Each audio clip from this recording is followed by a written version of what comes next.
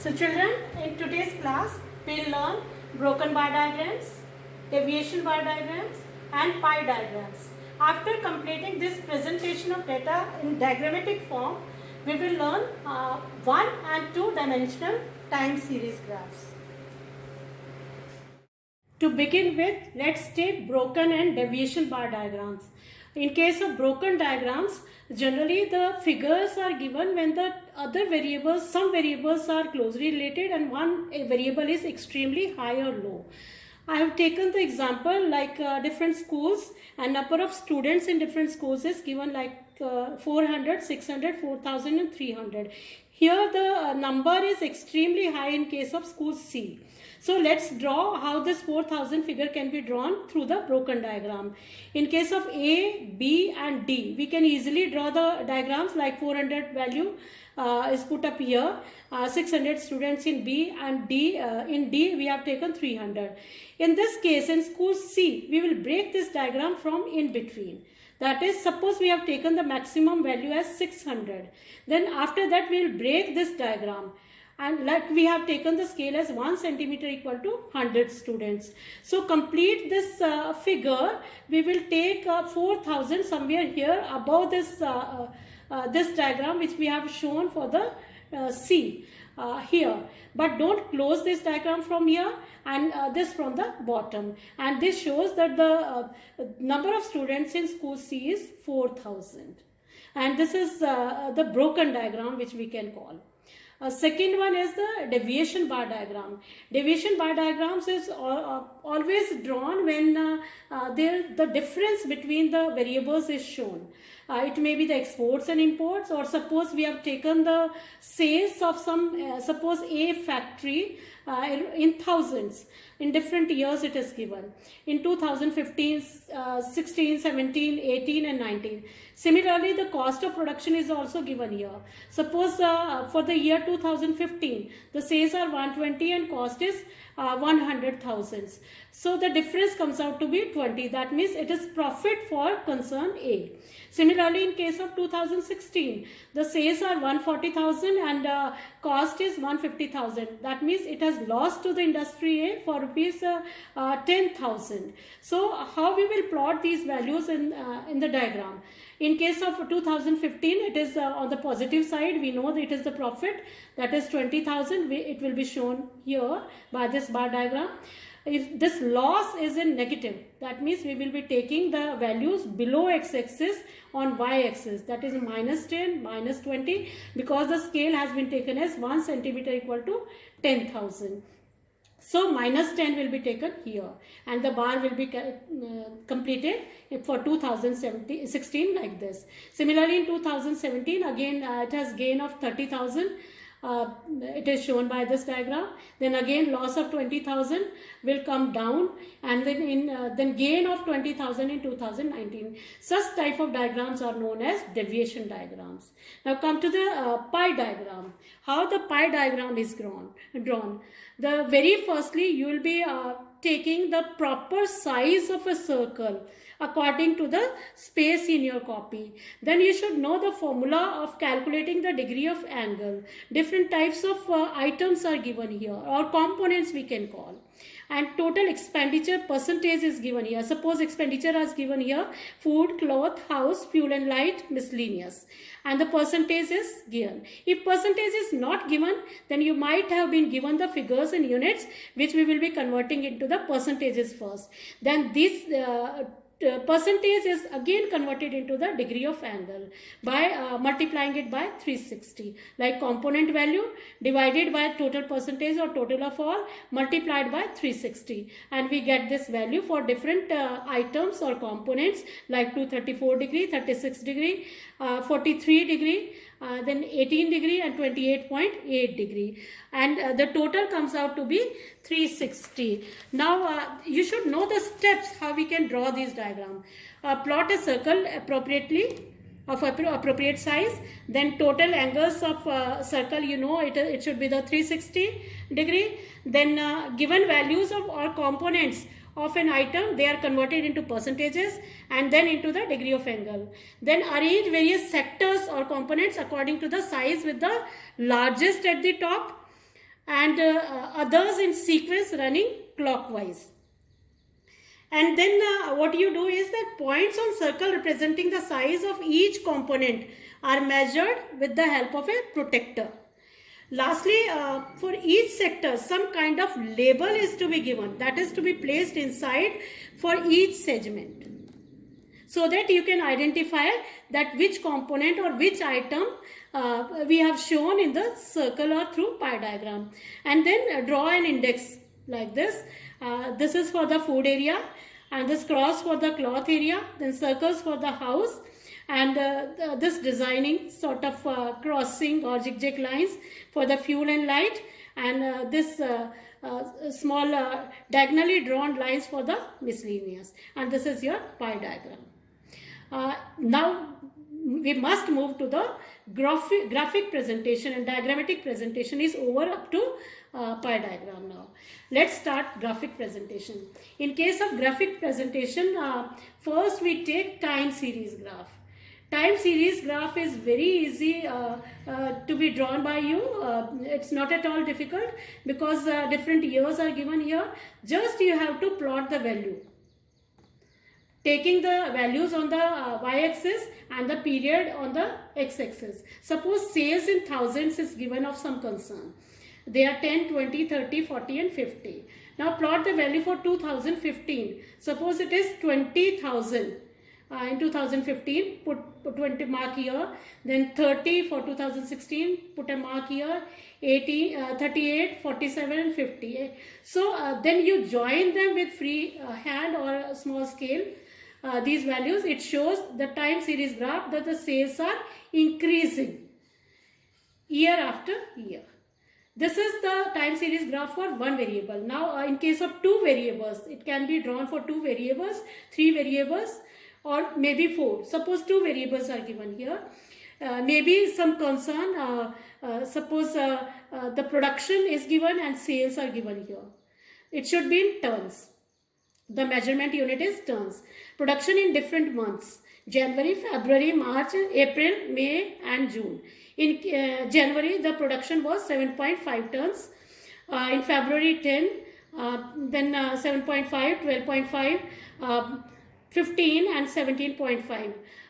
In different months, the production is increasing also and it is decreasing also. Sales are taken here. 5, 7.5, 5, 10.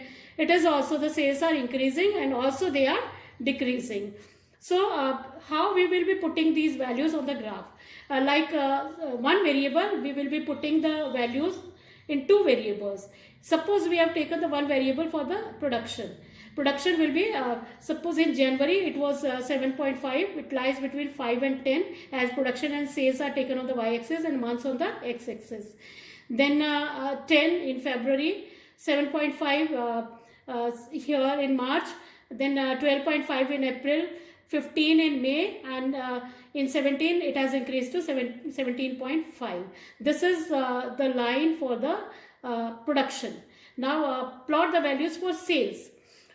5 in January, then 7.5 in February, then 5 in March, 10 in April, 12.5 in May, and in June it is 15 turns. So this is how the second diagram is drawn on the same graph. This is time series graph for more than one variable. Scale has been taken as 1 centimeter equal to 5 turns, and production has been seen here. You can see it shown by the line which is not broken. Straight line, that is production, and the broken line, that is dotted. They are shown for the sales. That means this is for the sales and this is for the production. The time series graph will be followed by histograms with equal class interval, then histograms with unequal class interval. In this case, the classes will be there in which the class interval is same. In case of histograms in which the class interval is not same, there you'll be able to learn that how the frequency is to be adjusted, and then we will draw the diagrams accordingly. Then next topic will be our frequency polygon and frequency curves. These two curves will also be drawn with the help of histograms with equal class intervals. After completing the time series, we will draw histograms. Histograms can be drawn in two ways. One is histogram with equal class interval and another one is histogram with unequal class interval. In case of equal class interval, we have the class interval same in all the classes. That is 0 to 10, 10 to 20 and so on up to 10, 60 to 70. We have the same class interval. That means these are the continuous series in the gap of 10 each. The number of students are given here. We will take marks on the x-axis and number of students on the y-axis. The diagrams can very easily be drawn, but you don't have to give the gap between the rectangles. In the same way as we drew the bar diagrams, we'll be drawing these rectangles, but we will not be giving the gap. All the rectangles will be drawn jointly. Like 5 students scored 0 to 10. From here to here, we'll be drawing one rectangle, that is of 5 students. Then from 10 to 20, there are 12 students who scored. This way, we'll draw this rectangle. Similarly, we can take the example of any of the class. Like in 50 to 60, the 12 students scored 50 to 60 marks, in between 50 to 60. The rectangle will jointly be made with the series of 40 to 50, in which 24 students scored the marks. So, in this way, the histogram can be drawn by jointly making the rectangles or drawing the rectangles without giving any gap. Now, histogram with unequal class interval. What happens when unequal class interval is given? These are also continuous series, but the gap is unequal. Here we have taken the wages of the workers in rupees, 100 to 200, 200 to 300, 300 to 400. The gap is same up to here. But after that 400 to 600, the workers who are earning in between 400 to 600, the gap is of 200 rupees. And the next one 600 to 1000 rupees, the gap is 400 rupees. So we have to adjust this frequency to draw our diagram. How the adjustment can be made? We will be applying this formula. Height of the rectangle, this can be adjusted in the following way. Class interval, that means minimum class interval of the given data. The here minimum class interval is 10, then it is 200, then it is 400. So minimum is, sorry, not 10, it is 100. Now applying this formula, we will adjust this frequency in which the class interval is not same. This class interval of the minimum class interval multiplied by frequency of the class whose frequency we are going to adjust, it is 40. 100 into 40. Then divided by the class interval of the class whose frequency we are adjusting. That is, the class interval is 200 here. 100 into 40 upon 200 the gap, and we get 20 workers who are earning between 400 to 600. Similar is the case with this class, 600 to 1000. 100 is the minimum class interval, multiplied by frequency of this class is 20 and the class interval of this class is 400. And that's how we get 5 workers who are earning between 600 to 1000. Here the rectangle's shape will be changed from this, because we have adjusted the class interval, not the rectangle. So the rectangular shape which we will be finding in this type of histogram will be different.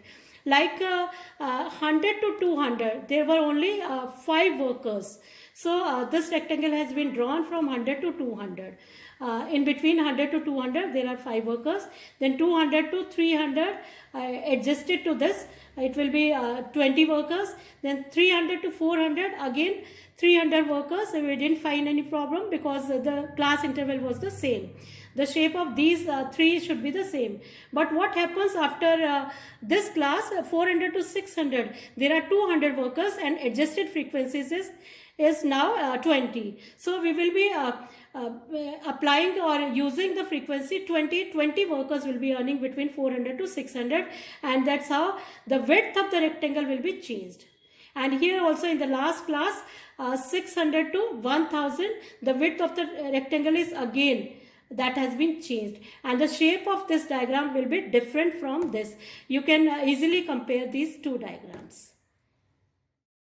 Students, next step of histogram is to draw frequency polygon and frequency curve. let's draw frequency polygon and curve from histogram only. As you did in the last example, we will be drawing the histogram first. Then what will we do? We will mark the midpoints of the each rectangle in the histogram. Then after marking this histogram, we will be joining this mid values with the help of a scale. What we have to do here and on this right hand side on x-axis, you will be marking the class interval on the negative side also. Like we have taken the difference of 10, we will be taking minus 10 here, because polygon is always a closed figure and we have to close this figure. So the mid value will be in between 0 to minus 10 here. And also on the right hand side, from 60 to 70, the next class which is given for you to draw the polygon, it will be 60 to 70. So put a mark here and put a mark here and join this figure from here to close this figure. One thing you should know, that the mid value or mid points always show the frequency polygon. If the mid values are given to you, even then you can draw the histogram without taking the help of histogram. You can draw the frequency polygon. Here we have taken the help of histogram.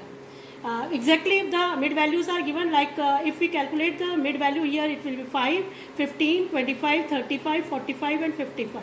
Mid values will be, again if we mark the mid values in frequency, it will come here. It will be marked here, then here and there. So it is up to you. If you want to draw the polygon with the help of mid values, you can draw with those also, and otherwise the simplest way is to draw the histogram first, then try to attempt and follow the procedure I have told you. Next one is frequency curve. Frequency curve में और frequency polygon में सिर्फ इतना difference है कि हम draw तो ऐसे ही करेंगे, इसको हिस्टोग्राम्स ड्रॉ करके फ्रीक्वेंसी कर्व में फ्रीक्वेंसीज पुटअप करते हैं, मार्क करते हैं.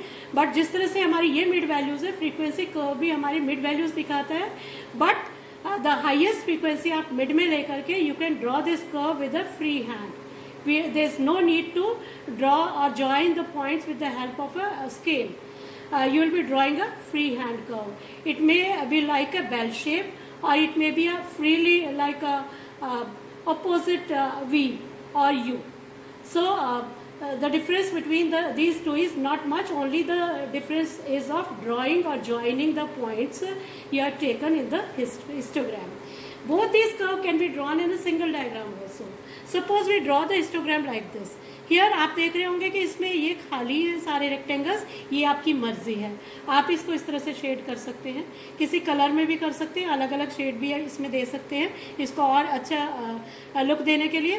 But suppose I have to make you understand with these rectangles. आपने हिस्टोग्राम इसको ड्रॉ किया है, इसी तरह से same way we have drawn the polygon by joining the mid points with the help of a scale.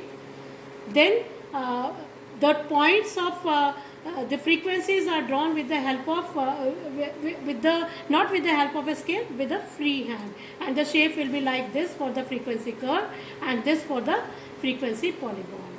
And that's all about the histograms, frequency curve and frequency polygon. In the next class I'll teach you the octave, less than octave as well as the more than octave, and that will be the last part of this lesson. Thank you very much. If you have any problem, you can ask me.